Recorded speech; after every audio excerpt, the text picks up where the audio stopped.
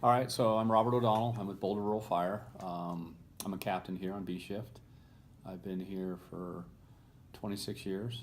I started flats, and then Boulder Rural decided to hire full-time people, and I put in for that position. So I've been here as a full-time firefighter for 18 years. My title is captain. Okay. So we have 3 B shift captain.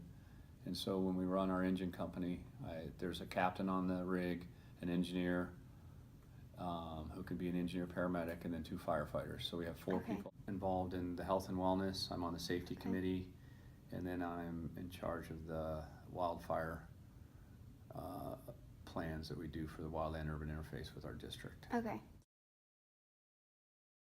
We're pretty much, with a small department like this, we respond to all incidents. So we're on 2 days and we're off 4 days. So this morning was the beginning of my shift. We come in, we do a turnover. We have a conference call with our neighboring department, Boulder Fire, because we work with them. Mm-hmm. And then the plan of the day typically is we have your gear that's on the rig, make sure your gear's ready to go. We check trucks. I do a bunch of training, try to get all that done. Once the trucks are ready to go, we go to the store. And then pretty much, depending on the days of the week, we'll have to go out and do some pre-plans or just wait for calls. Okay.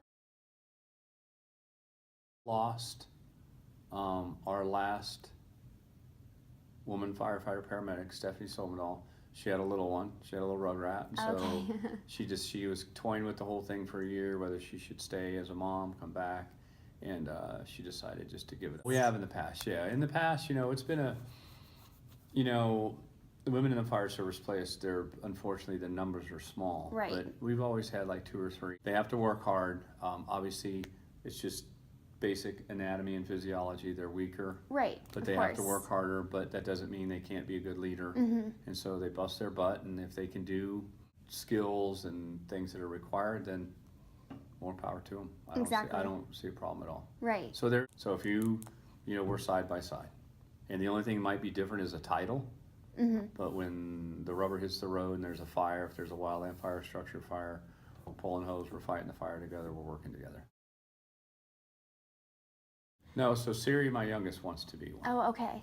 So yeah, so she's, no, I think it's a great career. I really Yeah. do. I think, there's, on the positive side, it can be very safe. I think we're very progressive. Mm-hmm. We fight fire smarter now. And I encourage her big time to give it a shot. And she knows there's the challenges. I mean, she'd have to put on 10 or 15 pounds. Yeah. She'd have to get stronger. Uh-huh. Favorite part is 2 things. I think the wildland firefighting part of it, and then I like the public education. I like working with the kids. I like Okay. working with their learning, Mm-hmm. and you can teach them, just safety things like 2 ways out, how to feel a door, meeting place, and all that stuff. And they're very energetic, using a fire extinguisher, things like that. And it's empowering because you empower them. You were. Sure. Especially as a firefighter. If that's, I can't compare working with people and counting on people. You value them. And so at any given moment, I'd have to take care of them or they'd have to take care of me. And to do that, we have a PAT, which is a physical agility test. It has a time. You go through 8 different skill stations, and it's timed. And then you have to do another part that's wildland. It's all the same. It doesn't say male or female.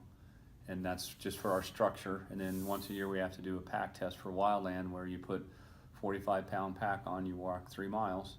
You have to do it under 45 minutes. We do. All right. Well, thank you so much. You're welcome. I appreciate you.